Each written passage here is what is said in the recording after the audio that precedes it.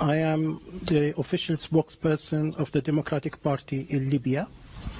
On behalf of the Libyan people, I would like to thank the British people and Her Majesty's government for helping us getting rid of the brutal dictator Gaddafi. Getting rid of Gaddafi was nothing short of a miracle. We'll always be grateful to Britain. I believe that the Conservative Party, which helped us in this respect, stands for freedom and human rights throughout the world. Unlike Labour Party, which supports dictatorships in North Africa, in the Middle East, and in Central Asia. For example, Mr. Tony Blair and Mr. Peter Mandelson used to be on the payroll of Gaddafi. They are still on the payroll of dictators in the Middle East and Central Asia. We need to make a very clear distinction between the Conservatives and the Labour Party. We believe that the Conservative Party will go on to help the Arab Spring and support the revolution throughout the Middle East. Thank you. I was waiting for you pulling off a mask and revealing yourself as a comedian. I really cannot believe that you just said the words that you said. The idea that the Conservative Party supports the Arab Spring against dictatorships is so wrong, I don't know whether to laugh or cry. And you obviously haven't been in Libya for a long time. You can't have been. Otherwise, you would not dream of coming on international television and discussing Libya as if it were some kind of success. Gaddafi was everything you said he was. And it takes real genius to make Libya worse than it was under Gaddafi.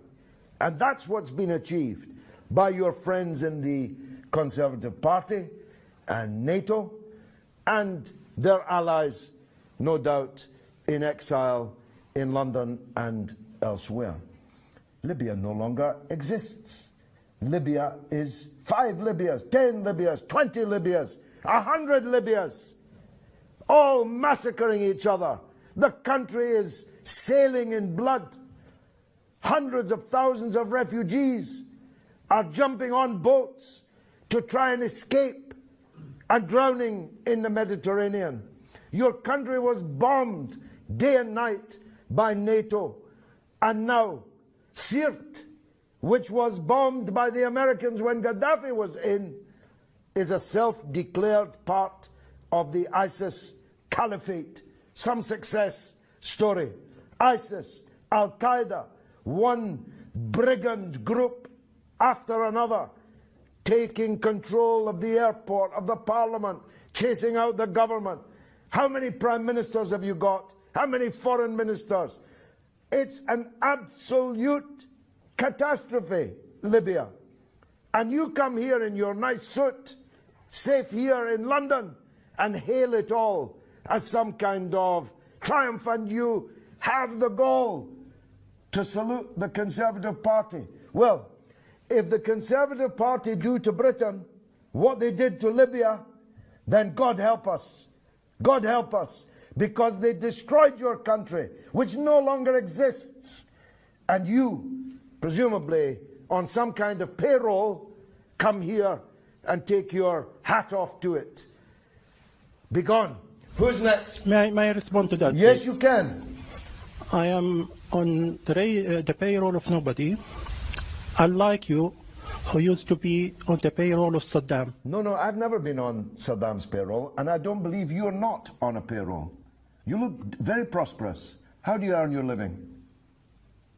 How do you earn your living? Certainly not from Saddam or Gaddafi. No, I never met Gaddafi, and I was never on a payroll of Saddam.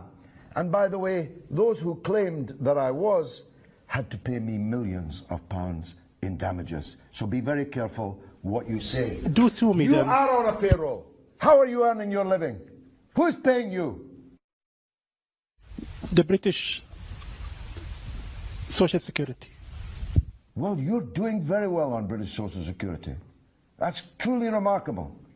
In fact, I think I'll call the police, because you must be a benefits cheat, because you can't possibly have the lifestyle you live on British Social Security. What But lifestyle? leave that aside. What lifestyle is that? Leave that aside. I don't know if you've just checked out for the afternoon from some kind of psychiatric unit, but if you are coming here on international television to claim that what's happened in Libya is a success, then you must be insane. If you're not on a payroll, you can only be saying this because you are unwell. Your country has ceased to exist, and you want to thank David Cameron for it?